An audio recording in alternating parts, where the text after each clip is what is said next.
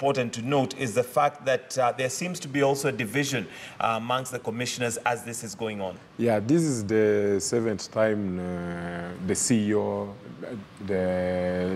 this IEBC CEO Ezra Chiloba. Yeah, is being suspended. And actually what we are seeing is there's a clear division. You can see there's a division between from the chair, Chebukati, and Ezra Chiloba.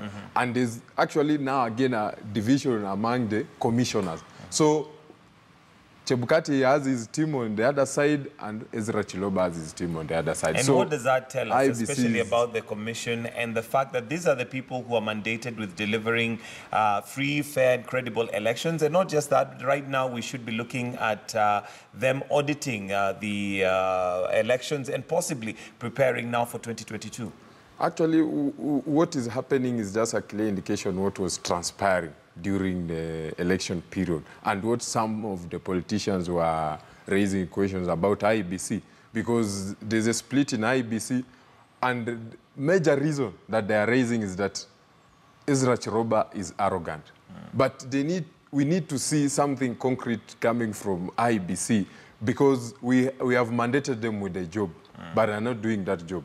Right. They need to, actually right now, IEBC is supposed to be preparing for boundary review next year, but they are busy quarreling.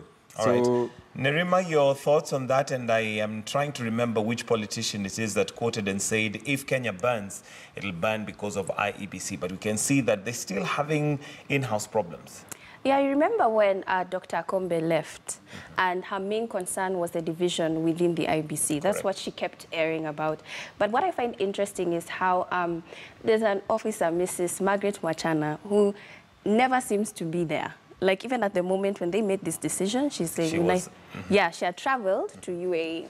And even in the previous decision, she hadn't... She's still not there. She's still not there. So as much as it's divided, the fact that there's a neutral person lingering in between shows us that, yes, it is divided, and we have one individual who cannot pick sides. Right. Because at the time, Dr. Akombe was actually supporting Chebukati when it came to Chiloba's initial suspension.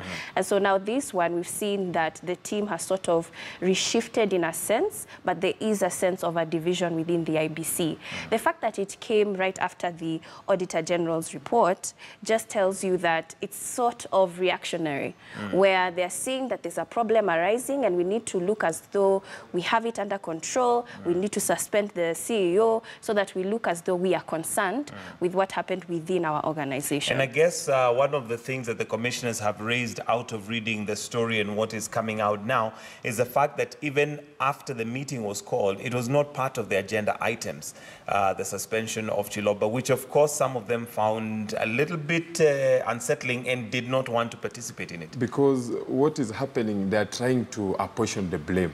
And the easy way to apportion this blame is at the door of the CEO, Ezra Chiloba. So who is apportioning the blame? Because it looks like some of the commissioners are in support of Chiloba in the sense that how it has been done is not right.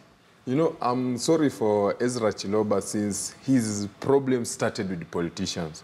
And politicians polarize this country with Ezra Chiloba's name. So what is happening is just what has been done on the political side. So we are just trying now, let Ezra Chiloba take the blame for everything that happened within IEBC. But their problem was not to be able to work as a team.